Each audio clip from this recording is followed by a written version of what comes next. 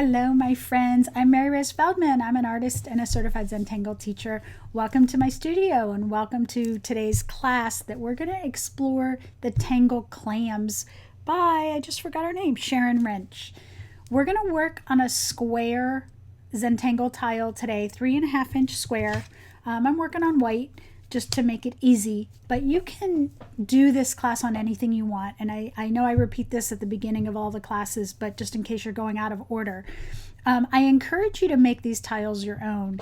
This is gentle tangling for us to play, have a moment of gratitude, have a little bit of togetherness. Even though we are on Zoom and we are pre-recorded, there's a community out there of creativity and tangling. So that's what this is all about. Mindfulness, of course, grounding, and getting a breath. Even if you're doing this 5 minutes at a time and you're jumping in and out, that's all valuable if you can just get the time to have a breath. So what we're going to do is we're going to have a moment of gratitude. We're going to practice the original Clamz tangle. Then we are going to do the tangleation that we're going to do on our tile, which is different from the original step out. And then we'll have a gentle tangling from there. So please feel free to use any tile, any pen. You can add color later on. I'm keeping these tiles nice and simple. During the video, I'm going to go at my own pace, so you may need to pause to tangle and then keep going. But that's just a factor of having trying to keep the video a little bit shorter for you to watch. So let's have a good moment of gratitude for now. Sit nice and tall. Take a nice good deep breath.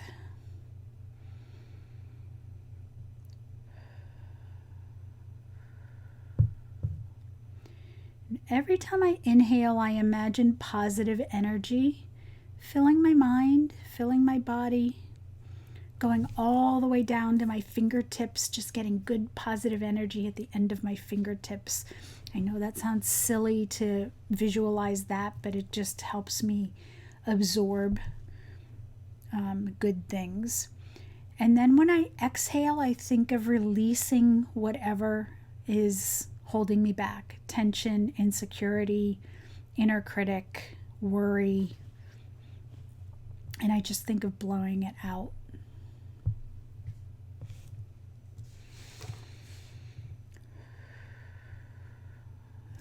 Our affirmation for tonight: I release my fears so that I can explore something new.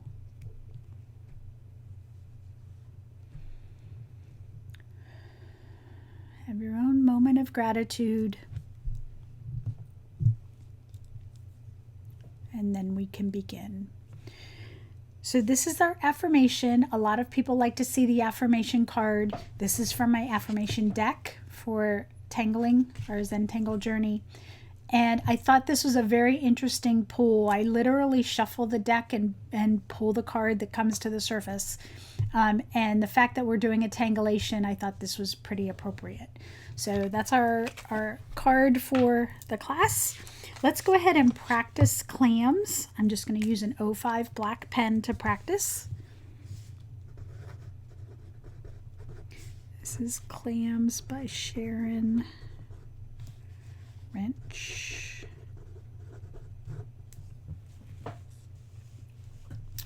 Okay, and this tangle starts with 2 large C curves that are a bit shallow.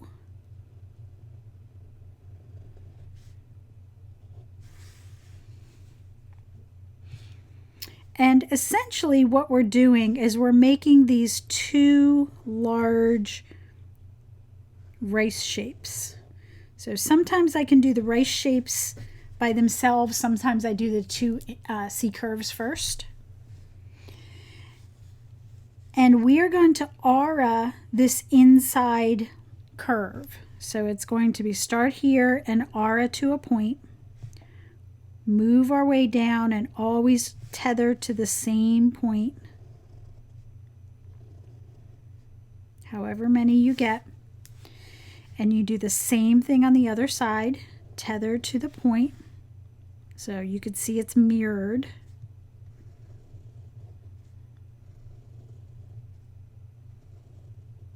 I don't worry about equal number of auras unless I'm doing something with the auras.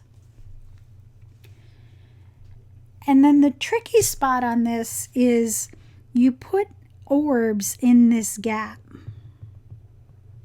top and bottom.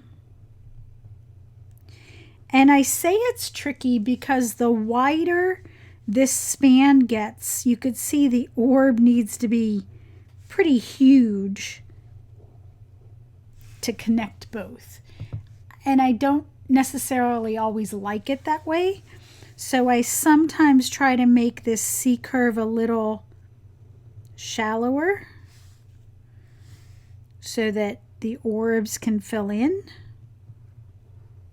But then that throws off the width. So this one has a bit of a touch, a lot of playtime, a lot of tangleation that you can do with this. I'm pulling the tangleation from my Teachable School. I have a tangleation bundle there. This is one of the ones that I did, and it's one of my most favorite variations of the original tangle. But that's originally how it is done. We are going to do the following. We are going to pencil. I'm going to take a pencil and we are going to pencil in the pod. And I'm going to make a nice big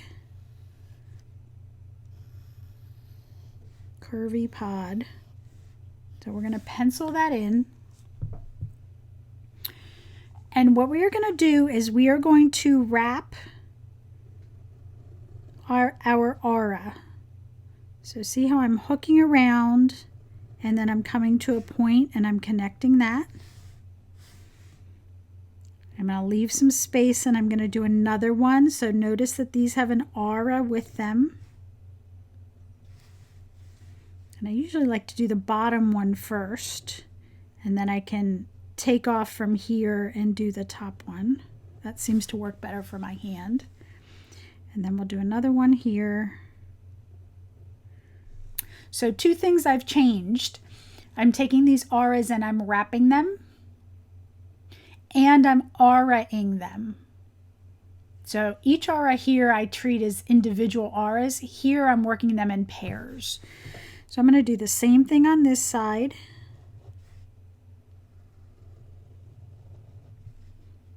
And I know they don't touch yet.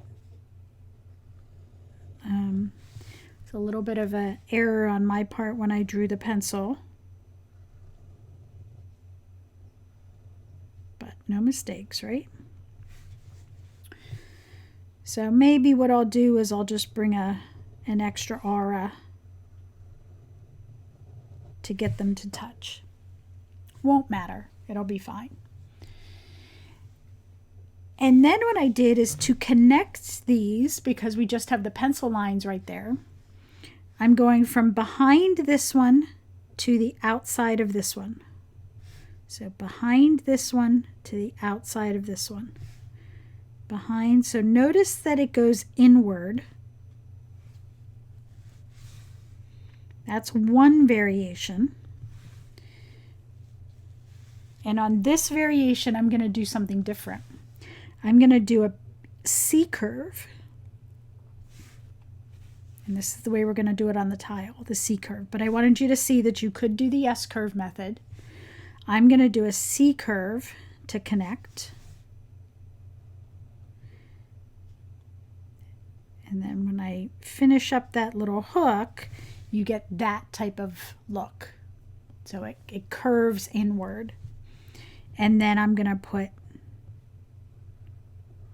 the orbs. So once I get up there, I might switch and do 2 large orbs. We'll see. We'll see how the tile works out.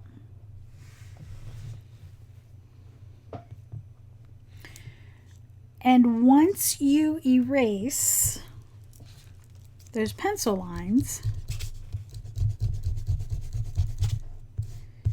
you have a little bit of a different variation of clams.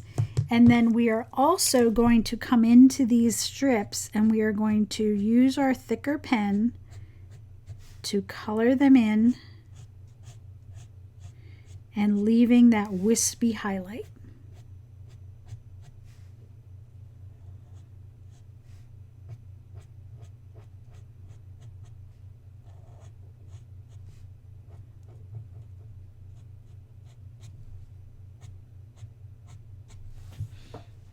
So it'll be something like that, only I'm going to do it on this side with the C-curves.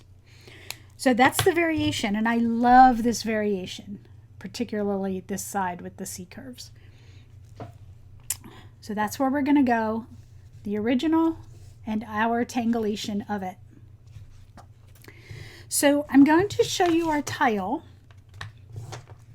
and my caution of the tile is I don't mind showing you the tile up front and the design up front. I just ask that you don't have it in front of you when you tangle, and I ask that you don't try to copy it exactly. If you need to reference something for spacing, you could peek and then turn it over. And I say that only because if you try to copy something, it changes your pen stroke. It changes your relaxation. It changes your focus. So I like to have you tangle it just in the moment, one pen stroke at a time like we normally do, but I know that it's helpful to see the big picture. So I always wrestle with whether to show or not, but that's just my caveat. So this is where we're going today. We are going to put a large clam structure in each corner and then just tangle it nice and easy. Nice and simple. So what I'm going to do, you can come in and you can put the clam structures in straight to pen, at least for the inner curves. Do not put your outer curve pen line in because we need to get that little indent.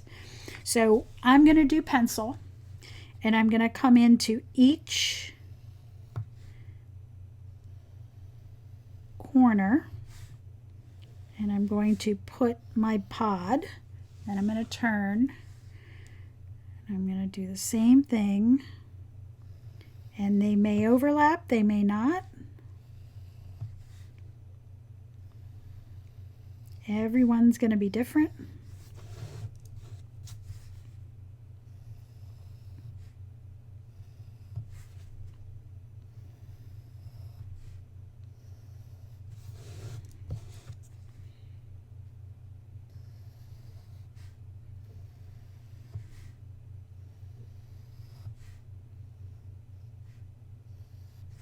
Okay, that's kind of where it went for me today. It's going to be different from my sample, but that's okay. I'm going to start with the first one that I did since that one's on top. And I'm going to start with my bands.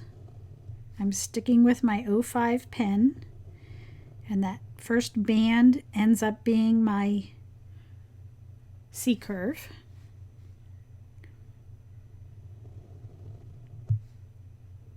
R of that band come down to a point.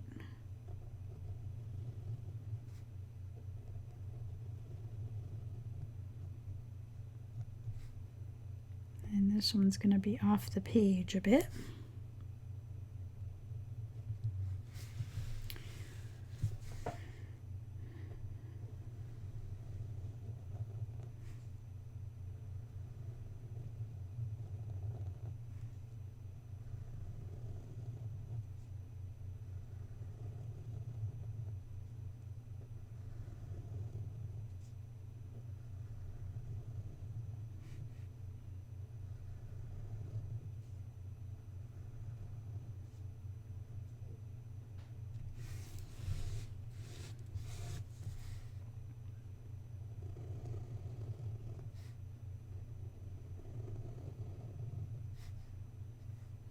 And I think before I go too far, I'm going to put those C-curves in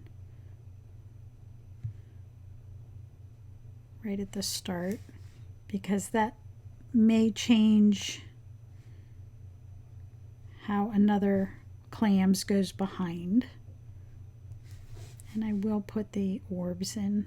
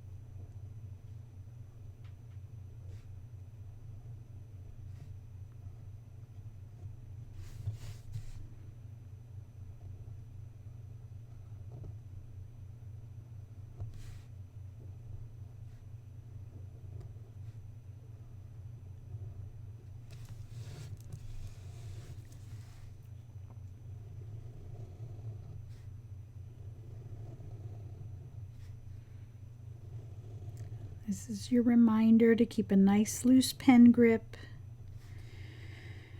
Take a nice good deep breath. It's a nice repetition.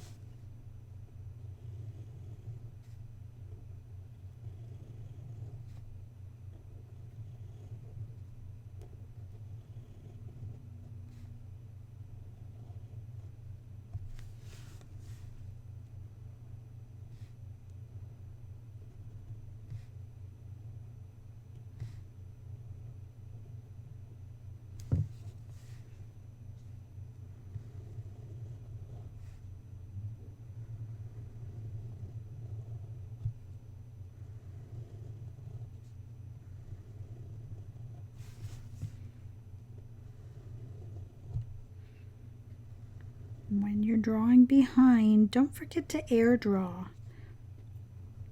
Even though something's behind, if you can keep that your pen stroke in the same, doing the same motion, even if it's not touching the paper, that helps your hand and it helps your line art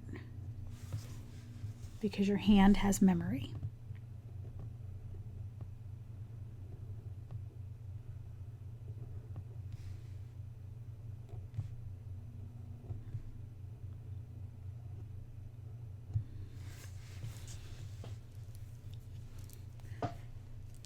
So there's my 4 clams in each corner. I am not going to fill in the interstices of my orbs because there's going to be a lot of black in the striping, so I left those open just for a bit of brightness.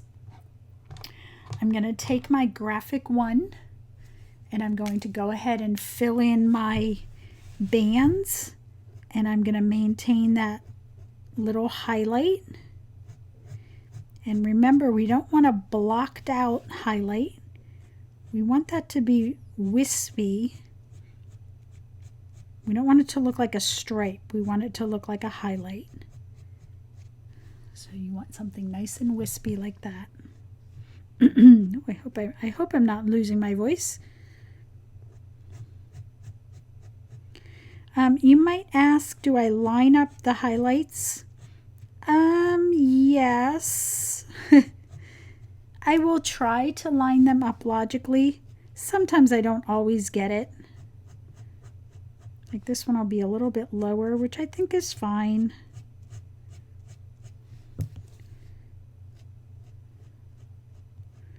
I try not to be too fussy about it.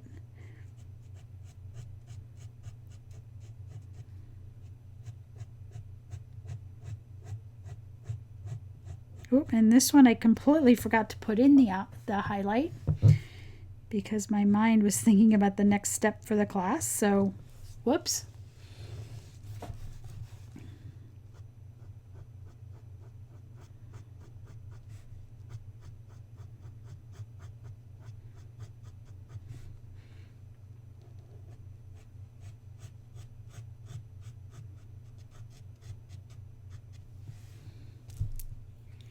So you're going to get positions where black areas run into black areas. Like right here, I'm going to have two stripes next to each other.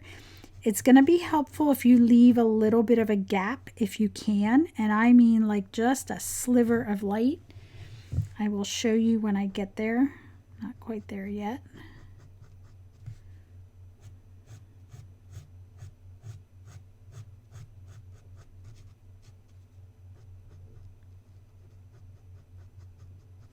And you'll see me flicking my pen for this, and you'll also see me coloring in the bottom and then flicking. Sometimes that makes more sense. Okay, like right here, I have two black bands right next to each other. When I fill this one in, I'm going to leave just a hint of white. You can barely see it. Just a hint of white. And if you don't get it, it's fine. You can come in and add it with something else, possibly a gel pen if you're working on white. And if you don't get it, you don't get it.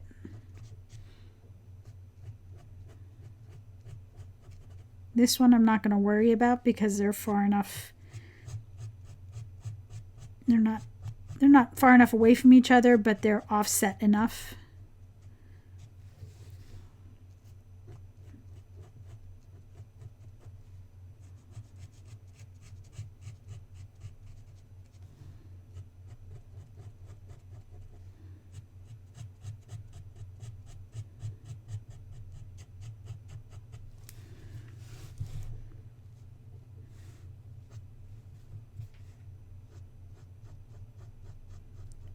When you're doing something with this, see if you like tangling towards you or away from you.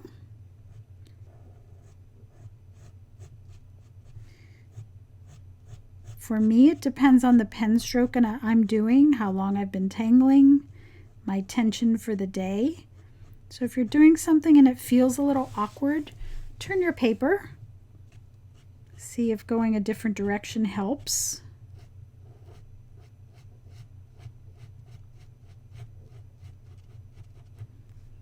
And like I said, don't get locked into it. I have to do it this way every single time. Some days it just feels better doing something different.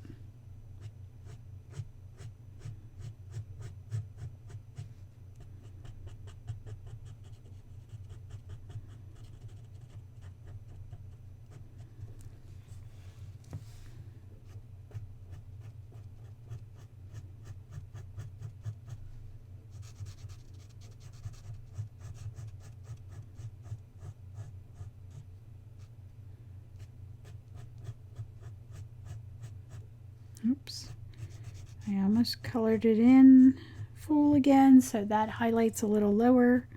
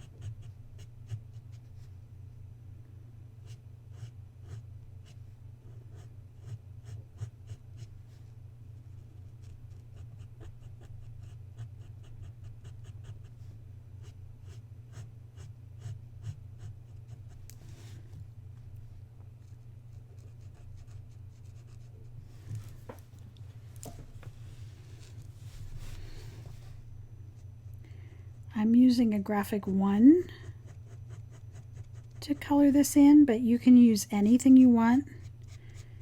Micron 08, there's Permapaque, thicker pens. You can do this with an 01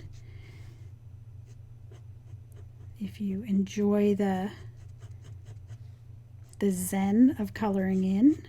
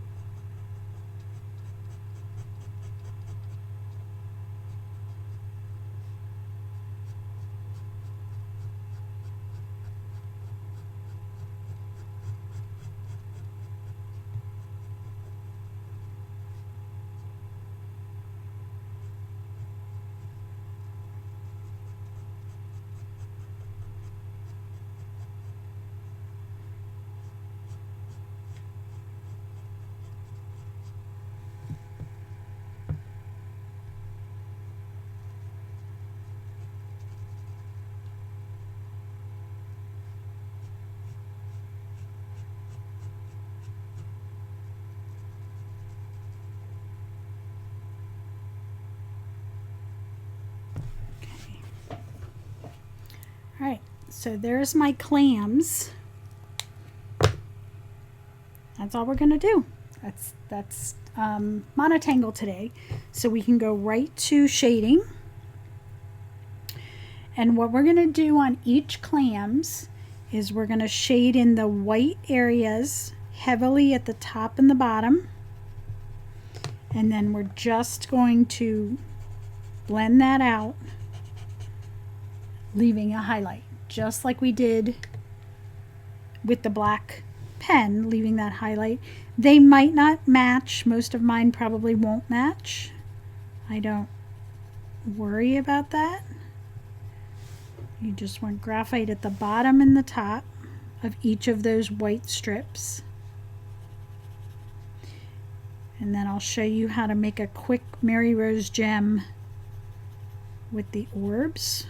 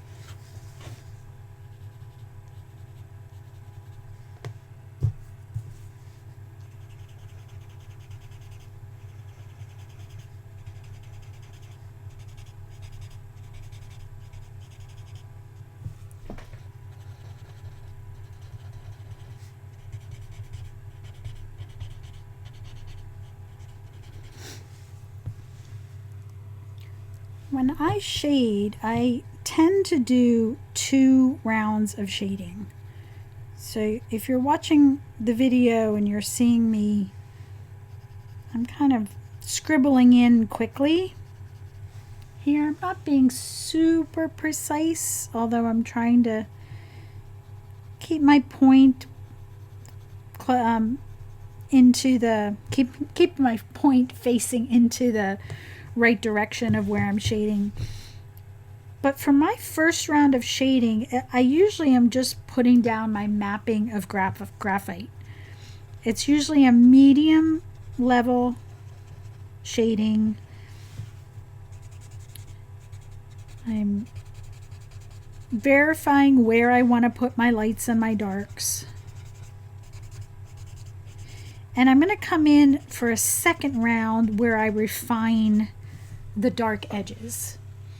But if you're kind of wondering why I'm doing this so quickly, that's why, because it's usually my first round of shading. My second round of shading, if I were to do it, and it's your choice if you want, I will do a Zentangle pencil, but I will switch sometimes to either a 2B pencil. This one happens to be a Stadler.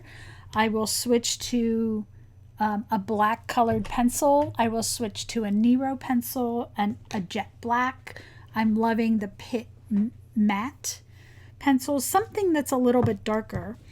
And for this level of shading, I will get my point of that darker graphite right up against the pen line and fade it off.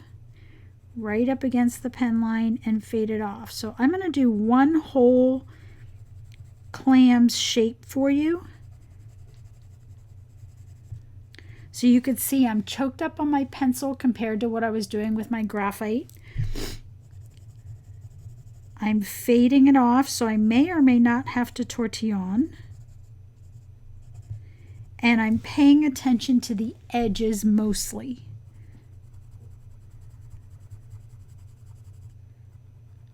I'm not spreading it out. So my goal is, once I put this darker graphite right along the edge, I don't want to smudge that out.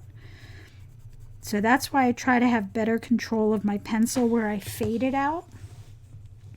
And then if I do pick up my tortillon or my paper stump, you could see a little bit of line there. I'm just blending out where that line is. I'm not blending out up against the edge because I don't want to blend away that darkness that I just put in. And that's usually what I do in my second round. I refine my corners. Forgot to do the bottom here. And because I have a nice layer of graphite underneath, that second round becomes a little easier. And you can see that there's more depth on this one because I've done those edges. My goal when I shade is I want to try to take that pen line where the shading is and make the pen line disappear. So you don't see pen graphite. I want to see this blend of like a dark into light. So that's usually my goal. It is up to you if you want to go to that next step though. What I want to show you before we finish this video is how to turn these orbs into a very quick gem. And I do this a lot. Let's refocus that for you. I will do this gem right here. I forgot to grab my white chalk and my white gel pen. Okay. So I take the point of my pencil. I go up to about 11 o'clock. I'm right-handed, so if you're lefty, you might be on the other side. And the pen stroke that I'm doing is this. I'm doing an arch, a C curve, okay? So I'm going up here, and I'm going right along that pen line. I'm doing that arch with firm pressure. You can see that pen line disappear. And then I'm pulling down firm pressure. Now I'm a medium pressure. And now I'm pulling, pulling, pulling. And now I'm a light pressure. And then I stop. And I leave that little gap right there. Because we are going to take white chalk pencil. General's white chalk pencil. This works best when you could put it directly on paper, not blending with graphite. So I'm going to start it on that paper that I left blank, and I'm going to blend into the graphite just a little bit so that I could blend it. And then I'm going to take a white gel pen and put a little dot in the darkest area. So it looks odd when you're close up, but when you pull off, you have a beautiful little gem. It's super quick. You can do it with graphite. You can do it with color pencils if you want. Either way works for me. For this tile, I'm just going to do graphite. And I'm going to just do these gems and then turn and do these gems. So the orientation is going to be different. Sometimes I'll keep the tile the same and the highlights in the same spot everywhere. This tile, I'm not going to do that because we're going to be turning it around a lot. So I do my C curves, and the smaller gems, you might just get 2 swipes and be done with it. I don't tend to stress about it.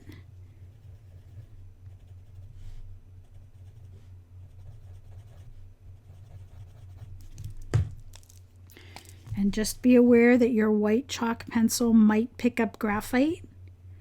So as you do this, you might just want to wipe it off every now and then.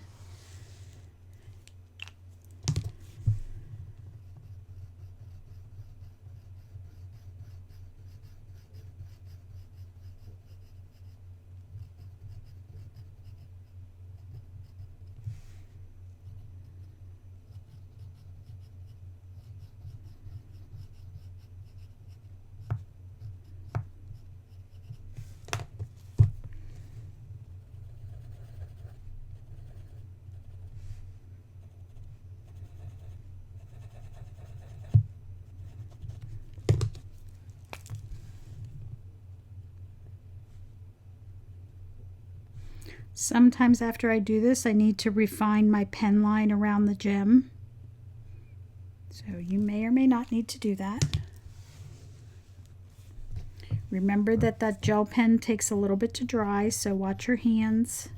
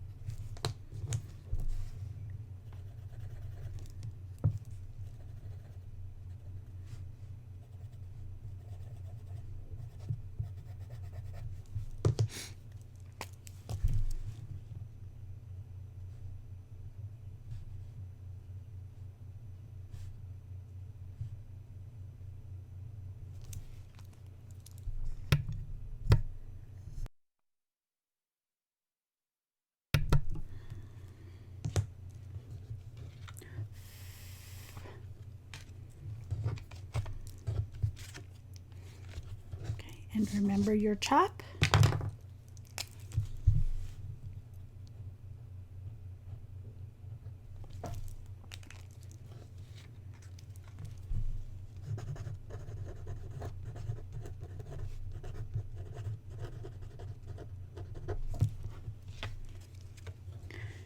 And there is our Tangleation of Clams. Okay, shake your fingers out. Take a nice good deep breath. If you're interested in more Clams Tangleations, you can check my Teachable School and look under the Tangleations bundle. I think this one had 3 or 4 pages of variations. Some were great, some were not so great, but that is the exploration and the what if of Tangleations. I hope you enjoyed this, and I'll see you in the next class. Have a good night. Bye. I hope you enjoyed that class and a little bit of tangle time for yourself and a good breath and a moment of gratitude. If you want a free class from me every month, all you have to do is join my email list. And I do a free full class every month that's usually about an hour and a half. You will also get access to a private web page that has all of the studio classes for that month and prior that you have full access to at any time, and that's a private web page, not public, that only the people on my email list get.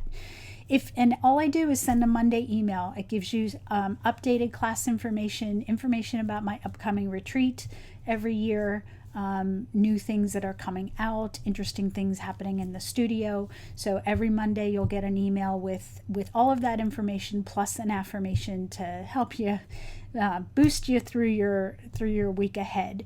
So check the link in the description here and also in the description of this class, and you'll be able to sign up on your own. You can unsubscribe anytime. If those needs don't fit you anymore, you can unsubscribe at any time. There's no obligation. I'd love to have you here for whatever time you have available, for whatever time in your creative and mindful journey. I'd love to have you here. So thanks for watching. Bye.